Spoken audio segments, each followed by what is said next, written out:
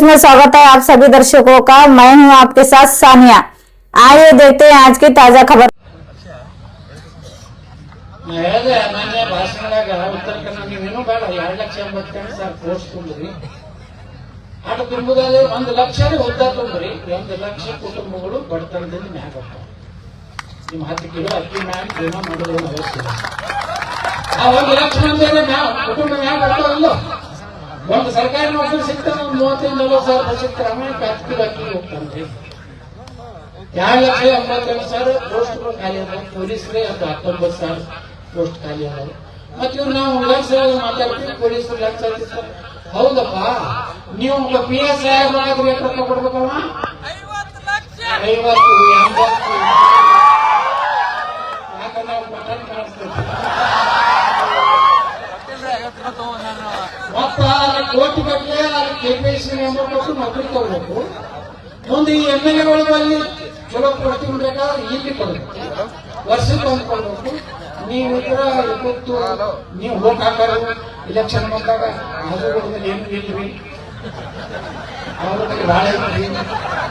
ನಿಮ್ದಲ್ಲಿ ಏನು ಹೇಳೋದಕ್ಕೆ ಇಲೆಕ್ಷನ್ದಾಗ ಇರುವುದಿಲ್ಲ, ಬೇರೆ ಇರ್ತೀವಿ. ನಿಮ್ಗೂ ಬೇಕ ರಾಜುಗಳ ಭಾಷೆ ಕೊಡ್ತಾರಂತಾನೆ. ಇಲ್ರಿ ಕಾಂಗ್ರೆಸ್ ಅವ್ರು 2 ಸಾವಿರ ಬರ್ತಾರೆ.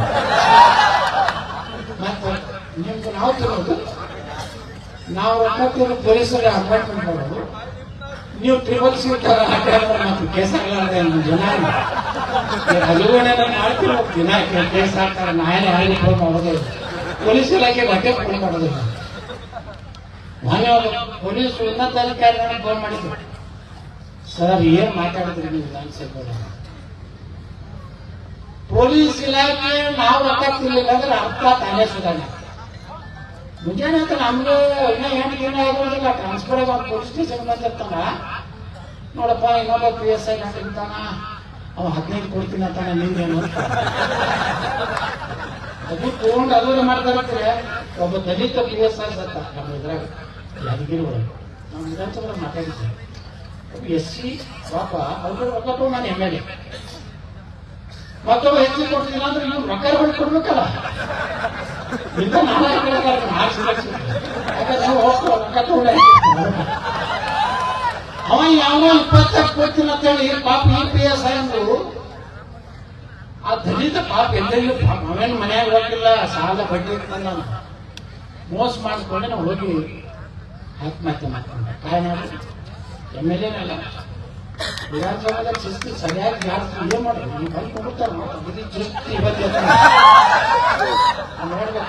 ಎಷ್ಟು ಮುಗ್ತದಪ್ಪ MLA ಆ PSI ಮನೆಯಾಗ ಪಾಪ ಉರಿ ಹಾಕೋಬೇಕಾದ್ರೆ ಅಂದ್ರೆ ಹೆಂಗ್ ಸುಧಾರಣೆ ಆಗ್ತದೆ ದೇಶ?